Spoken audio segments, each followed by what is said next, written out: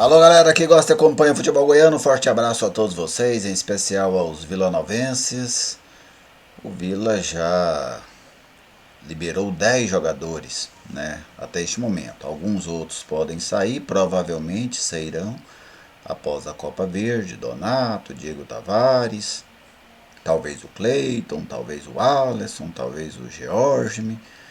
O time pode passar por um processo de desmanche, mas 10 já estão confirmados, né? Já deixaram a equipe. E é sobre eles que eu quero falar, né? Sobre esses 10 jogadores. Vou até colocar a lista deles aqui e ir comentando um a um. Olha só, Pedro Júnior, 41 jogos nesta passagem, tá? O Pedro Júnior teve outras passagens pelo Vila, mas nesta passagem 41 jogos, 14 gols. O Pedro Júnior é o artilheiro do Vila em 2021, com 14 gols. Então, eu acho que o Pedro, eu gostei da proposta que o Vila fez para o Pedro, ele não aceitou, né? Que era uma proposta por produtividade, sabe? Se jogou, se rendeu, tem um certo salário. Se não conseguiu, o salário é outro. Eu acho que o Vila agiu corretamente. Se não for para ser assim, o desempenho do Pedro Júnior na Série B foi um desempenho fraco, né? Ele teve, evidentemente, aquele momento contra o Goiás, que ele decidiu um jogo importante lá na Serrinha, que ele ficou marcado, mas de um modo geral, se você pega o desempenho médio do Pedro Júnior na Série B, não foi bom. Na Copa Verde ele se saiu bem, né? Tem inclusive tudo para encerrar a competição, mesmo sem jogar mais, como o artilheiro, ele que tem 7 gols na Copa Verde até o momento. É o artilheiro do Vila e o artilheiro da Copa Verde até este momento. Mas a competição que vale mesmo para o Vila, que tem um peso maior dentro do ano, dentro do orçamento, da importância, é a Série B. E o Pedro não conseguiu ser um atacante competitivo nesta competição. Então, para mim, o Vila fez certo ao fazer essa proposta. Uma proposta de pagamento linkada, né, atrelada ao rendimento. E o Pedro acabou não aceitando e deixou o clube. Vamos aqui ao outro da lista. Arthur Rezende, 54 jogos, 5 gols. O Arthur é também o líder de assistências do Vila na Série B. Ele fez 52 assistências para finalização, sendo 3 para gol. Né? Ele, Formiga e Dudu são os jogadores com mais assistência para gol no Vila nessa Série B, cada um com 3. Bom, esse aí não foi uma opção do Vila, né? O jogador quer jogar o Campeonato Paulista. Tá tendo muito isso, né? Tem sido muito comum essa questão. O jogador quer jogar o primeiro semestre no Paulista, para o segundo semestre ele sair para as equipes da Série B ou da Série A. O Vila tentou, o jogador não quis. Talvez o Vila consiga trazê-lo novamente para a Série B. Mas se o jogador não quer, é difícil demais você negociar. Né? É muito difícil você fechar um negócio com quem não quer. O Vila fez certo ao tentar. Acho que é um jogador importante, um dos referenciais técnicos do Vila dentro da Série B, mas não tem como você negociar com quem não quer. Vamos seguir aqui. Formiga, 64 jogos pelo Vila, 2 gols. Ele participou da Série C do ano passado, participou do Campeonato Goiano, participou agora da Série B, da Copa Verde, mas não vai disputar essa reta final da Copa Verde. Marcou 2 gols em 64 jogos. Para mim, um lateral esquerdo regular. Agora tem uma questão. Em um momento em que o Brasil sofre muito com as laterais. É muito difícil no Brasil você encontrar tanto lateral direito como lateral esquerdo de qualidade. Neste cenário, os razoáveis acabam sendo interessantes.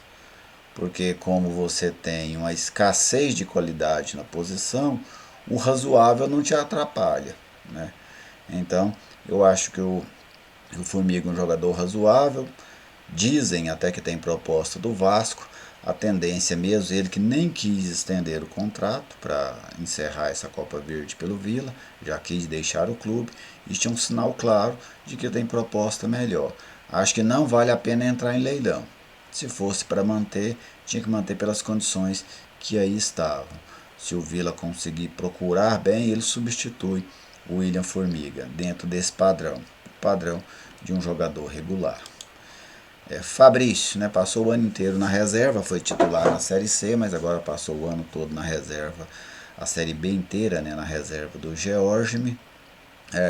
Penso que o Vila pode encontrar um outro goleiro para substituí-lo. Não será uma tarefa tão complicada substituir o Fabrício. É mais uma aqui, o Kelvin. Um jogador que é muito voluntarioso, né? Muito esforçado, tentando recuperar a carreira, tentando voltar aos bons momentos, mas tem uma dificuldade imensa na finalização.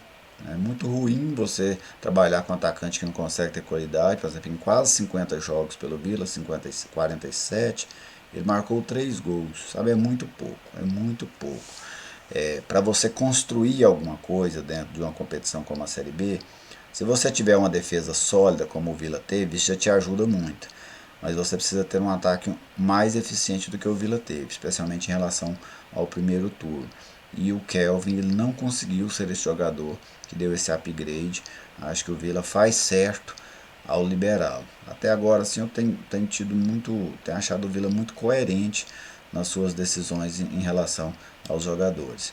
Agora, daqui para baixo, aí o nível de participação no Vila vai caindo, né, nessa lista. O Xandão, para mim, um zagueiro comum. O Vila o substituirá sem problemas. Acho que não perde com a saída dele. Participou razoável em alguns momentos, deixando a desejar em outros. Acho que o Vila é melhor tentar algo novo do que insistir com um jogador que não teve um rendimento que chamou a atenção. Renan Mota, 22 jogos, 2 gols. Outra decepção, né? Veio alguma expectativa de que pudesse ser o meia que o Vila queria, e o Vila não teve meia nesse ano, isso é um fato, né? Tiveram alguns jogadores com lampejos de um jogo, dois, mas o Vila não conseguiu nenhum meia de qualidade ao longo deste ano, nem no Campeonato Goiano, nem na Série B do Campeonato Brasileiro. O Renan não deixará saudades. Nico Maná chegou até com alguma expectativa, né? Os brasileiros são muito carinhosos com os argentinos, com os estrangeiros. O torcedor brasileiro, né? Ele costuma dar muita atenção, muito carinho para quem vai de fora. Mas especialmente aqui no caso de Goiás, quase sempre esse carinho não é retribuído, né? Esses caras não conseguem render satisfatoriamente. O Maná, assim como o Renan Mota, é um jogador que não fará falta. Danilo Belão, também não, 11 jogos pela camisa do Vila, um erro, né, na contratação. O Lucas Mazetti, um garoto prata da casa, apenas 2 jogos, né, no time principal do Vila, e 2 jogos que não agradaram. O Vila acerta, na maior parte, ao liberar esses jogadores, né? Citei a questão do Arthur, acho que o Vila fez certo em procurar, mas o jogador não quer ficar. Acho que o Vila acertou em propor um contrato de produtividade para o Pedro Júnior, ele não quis aceitar. Mas esse número de jogadores saindo, eles dão outra mensagem. O Vila precisa mudar a sua forma de contratar. O Vila precisa ser mais pontual. Quando você dispensa 10 jogadores e pode dispensar mais, é um sinal de um número grande de jogadores que não deram certo. Porque dessa lista, a maioria não deu certo. Então o Vila, que já não tem tanto recurso, lógico que é difícil contratar com pouco dinheiro, é muito mais difícil que contratar com muito dinheiro. Mas você precisa ter um grau de acerto maior. Sabe? Talvez a questão do Vila seja mudar a forma. Ao invés de distribuir 100 mil reais para 20 jogadores de 5, você tenta elevar isso um pouco e distribui 100 mil para 10 de 10. Para tentar elevar o número de acerto. Você vai gastar a mesma coisa. O Vila já tem uma certa base agora, que vai ficar para o ano que vem, vamos ver, né? Porque pode passar ainda por um certo desmanche nessa virada de temporada. Mas eu acho que o Vila precisa fazer essa readequação no perfil de contratação. Não dá para apostar tanto como o Vila apostou. Precisa apostar menos. Aposta em alguns, mas traga alguns outros um pouco mais confiantes, um pouco mais rodados, um pouco mais com uma possibilidade de acerto maior. Porque aí assim você consegue montar um elenco mais competitivo sem tantos jogadores de lado, né? Vamos pegar dessa lista aqui, ó, quantos jogadores nessa reta final não faziam parte praticamente dos jogos. Mazete, Belão, Maná, Renan Mota, todos esses foram jogadores que praticamente não jogavam mais e continuavam recebendo normalmente do clube. Então o Vila precisa conseguir dar esse upgrade no processo de contratação para 2022 e também para as temporadas seguintes. Beleza, gente? Fica à vontade aí, torcedor colorado, opine, né? Diga o que você acha sobre a saída desses jogadores. Se discordar de mim também, fique à vontade. Este espaço aqui é para a gente debater os temas do futebol goiano. Muito obrigado a todos. Se ainda não é inscrito no canal, se inscreva, né? Felizmente o canal está crescendo, voltou a ter uma grande visualização, está aumentando o número de inscritos. Eu agradeço a você, torcedor goiano, pelo carinho aqui com o nosso trabalho.